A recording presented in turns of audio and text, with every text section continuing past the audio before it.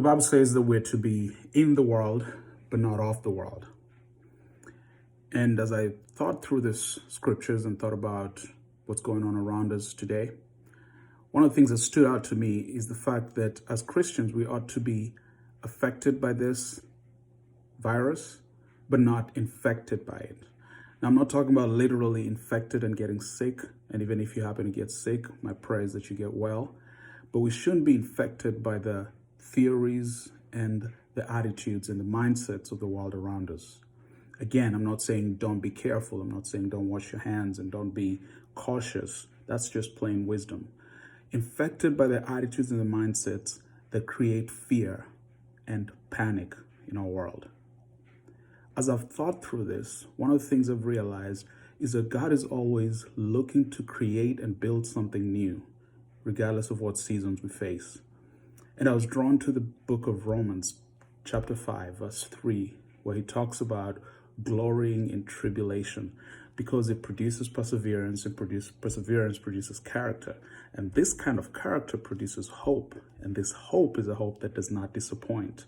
So God is using things that have happened to us, things that have happened in our world, to produce a hope that does not disappoint. And that's a powerful thing.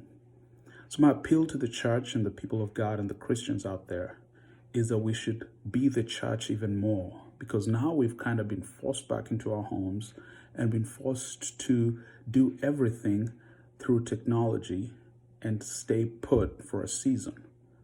But the church is still alive because the church lives inside of us.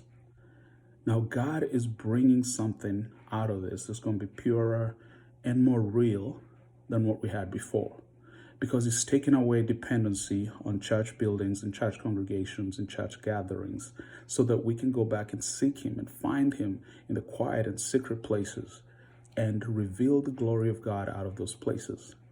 In the book of Amos, chapter 5, he talks about hating our solemn assemblies and despising our feasts and the things that we put on in attempts to please Him. I don't want to be in a situation where God hates my solemn assembly. I want it to be pleasing. I want the aroma to be pleasing unto Him. Now, there may be many reasons for that. There may be sin.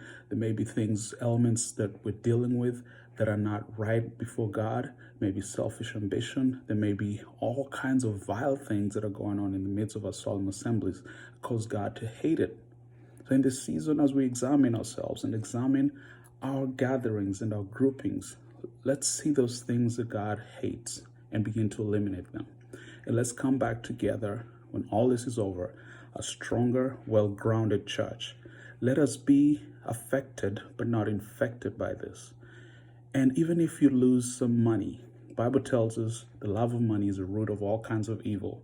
And we don't want that to become the definition of our lives. We may lose some money, but that does not define who we are. We're still the church. We may even get sick, or some of us may lose a certain level of our livelihood. That does not define who we are. The God that we serve is bigger and greater than all those things.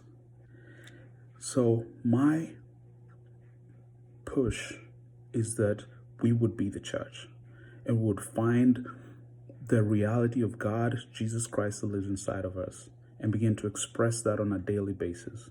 And let that growth begin to establish a strong and a firm foundation. Let us build everything on a rock in this season, so that when we come out of this, we will be stronger and more united and pushing forward as an army against the wiles of the devil. Because believe it or not, while this evil scheme may have been caused by the devil, God can turn it around and make it for our good. And I firmly believe that He's using this as a season for our own good, to give us a break, to give us some rest, to give us rejuvenation so we can come back swinging like never before. Be blessed.